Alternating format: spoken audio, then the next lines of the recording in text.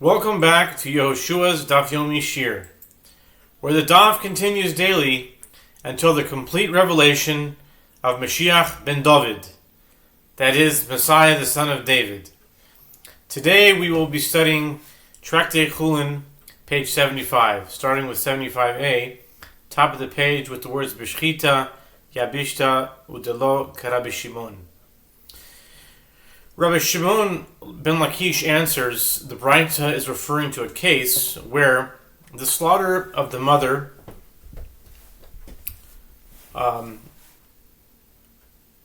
was dry, meaning where no blood was emitted, and therefore even the mother was not rendered susceptible to ritual impurity. And the Braita is not in accordance with the opinion of Rabbi Shimon, who maintains that the flesh of a slaughtered animal is rendered susceptible to ritual impurity by virtue of the fact that it is permitted for consumption regardless of whether or not it came into contact with blood or other liquids. Man tana v'arbeno huchshar halach lebeis hakvaros nitmo Rabbi Yochanan Rabbi Yossi Aglilihi Titanyom Rabbi Shimon ben Elazar Oimer, Yishum Rabbi Yossi Aglili, Mitam Mitumas Ocholim, Vitzorich Hechsher, V'chachamim Oimrim, Einu Mitam Mitumas Oichlin, Mipnei Shu Chai, V'chol Shu Chai, Einu Mitam Mitumas Oichlin. The Gemara asks, who is the Tana who taught this Braita? If a Ben Pekua grew up and passed through a river, it was thereby rendered susceptible to impurity, and therefore it went from there to a cemetery. It is rendered impure. Rabbi Yochanan said, it is the opinion of Rabbi Yossi Haglili, as it is taught in a Braita that Rabbi Shimon ben Elazar says in the name of Rabbi Yossi Haglili, the flesh of a Ben Pekua can become impure with the ritual impurity of food, but it first needs to be rendered susceptible to ritual impurity by coming in contact with liquid. But the rabbis say it cannot become impure with the ritual impurity of food because it is alive. And any live animal cannot become impure with ritual impurity of food, even if it is permitted for consumption.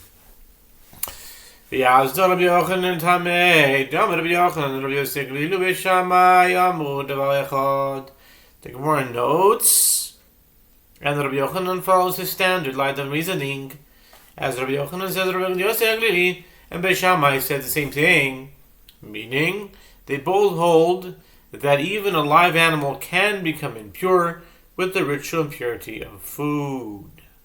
Rabbi Yossi Aglili hadamaran Beis Shammai ditnan dogim meimosai mikablin tumo Beis Shammai oimrim Mishiyotzoi Beis Hillel oimrim Mishiyamusu Rabbi Akiva oimer Mishosh ein yechoil lechiois.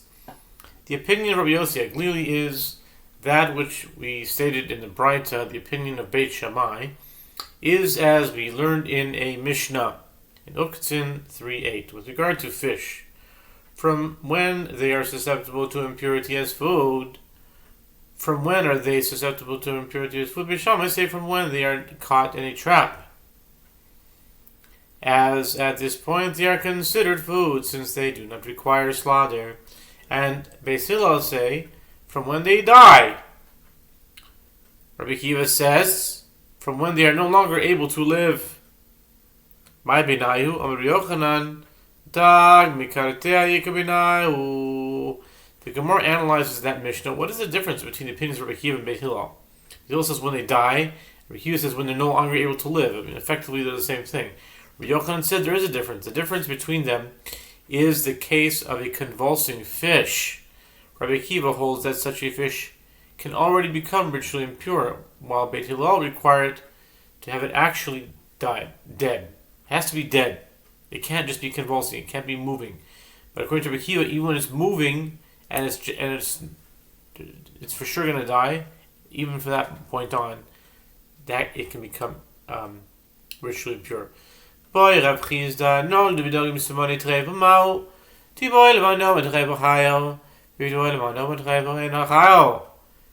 Chizda raises a dilemma. According to Rabbi Kiva, the symptoms of treifa developed in a fish. For example, a perforation in the intestines, which certainly will result in the animal's death. C42a. What is the halacha? Can it already be rendered ritually impure as if it were dead now? The Gemara clarifies one can raise this dilemma according to the one who says that an animal that is a treifa can live, meaning it will not necessarily die within a year. And one can raise this dilemma according to the one who says that a treifa cannot live, but will die within a year. Behemohu nefisha chayuta, aval dogim lo nefisha chayutayu lo oidilma afilu leman daoma o treifa eno chayo hani mili behemo diyesh b'mina shchita aval dogim de'en b'mina shchita emelo tegu. The Gemara elaborates, one can raise this dilemma according to the one who says that a treifa can live, as perhaps that opinion is limited to an animal, as an animal has a strong life force, and it could live despite such symptoms.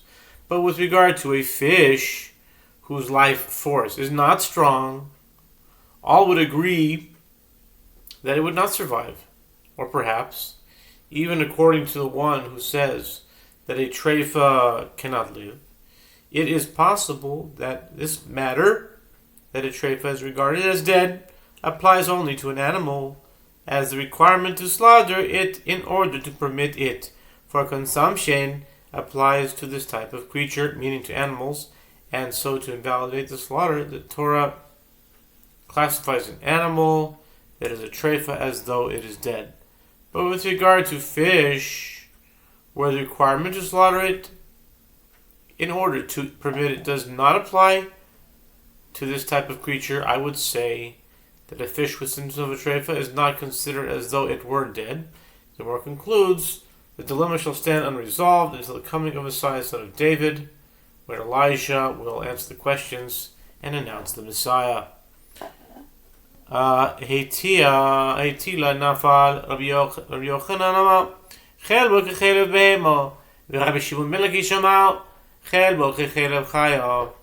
The rabbis state in the Mishnah that a 9-month-old fetus is considered to be part of its mother. Therefore, when the fetus is slaughtered, the entire fetus is permitted, including its fats. The Gemara asks, if an animal expelled a non-valuable newborn, what is the status of the fetus's fat?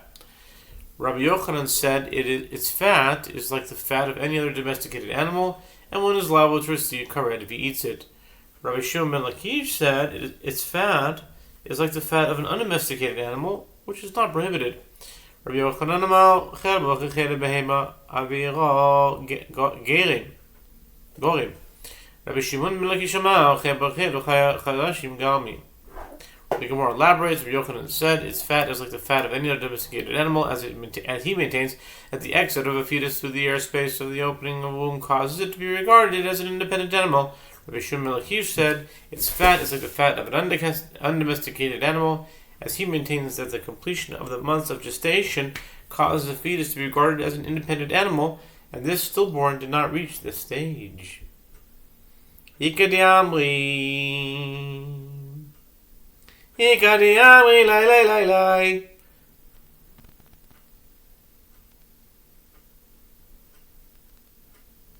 Where are we holding?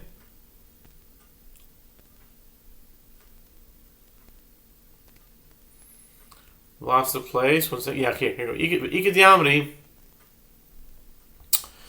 Kol hechad lo chadashav lo klomo ki pligi hechad hoyshed yadai lemai mehima. Ki pligi hechad hoyshed lemai behema v'talash chelev shel ben tisha v'chai v'achav. Rabbi Yochanan amar chel bo kechelev behema chadashim garmi. Rabbi Shimon ben Lakish amar chel bo kechelev chaya chadashim v've'er garmi. Some say that there is another explanation of this dispute. In any case where its months of gestation were not completed, everyone agrees that it is nothing, meaning it is not an independent animal, and its fat is not included in the prohibition of forbidden fats. When they disagree, it is with regard to a case where one inserted his hand into the womb of an animal and removed the fat of a live 9-month-old fetus and ate it. Ew. Rabbi Yochanan said its fat is like the fat of any other domesticated animal, as the months of gestation alone cause to be regarded as an independent animal. Rabbi Shimon said its fat is like the fat of an undomesticated animal, as it is the months of gestation, and its exit through the airspace of the opening of the womb, and together cause it to be regarded as an independent animal. Since this fetus was not yet born, it is not subject to the prohibition of forbidden fats. Eisvei, Rabbi Yochanan, Rabbi Shimon ben Lakish, Ma chelev u'shteklayos hamuras ba'asham, mutza miklal shalil, Avkol mutza klal miklal shalil. Rabbi Yochanan raised an objection to Rabbi Shimon ben Lakish from a brayta that discusses the sacrifice of the fat surrounding a fetus inside a pregnant animal. Just as with regard to the requirement to sacrifice the fat and 2 kidneys, see Leviticus 7:3-4, which is stated with regard to a guilt offering, the fat of a fetus is excluded from the category of fats that one is required to sacrifice because the guilt offering is always a male. So too, with regard to every offering, even in the case of a female offering, the fat of a fetus is excluded from the category of fats that one is required to sacrifice. Rabbi Yochanan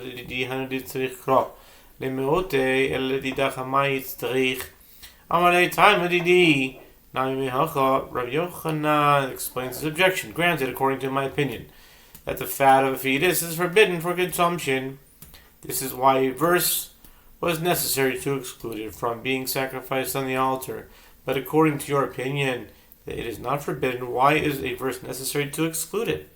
Rabbi Shimon ben Lakish said to him, my explanation is also derived from the verse here, which serves as the source for the fact that the fat of a fetus is not forbidden.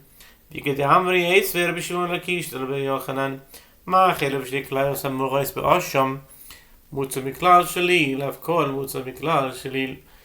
some say that there is another version of this objection in which Rabbi Shimon ben Lakish raised an objection to Rabbi Yochanan from that brayta, just as with regard to the requirement to sacrifice the fat and 2 kidneys that is stated with regard to a guilt offering, the fat of a fetus is excluded from the category of fats that one is required to sacrifice. So too, with regard to every offering, the fat of a fetus is excluded from the category of fats that one is required to sacrifice. Rabbi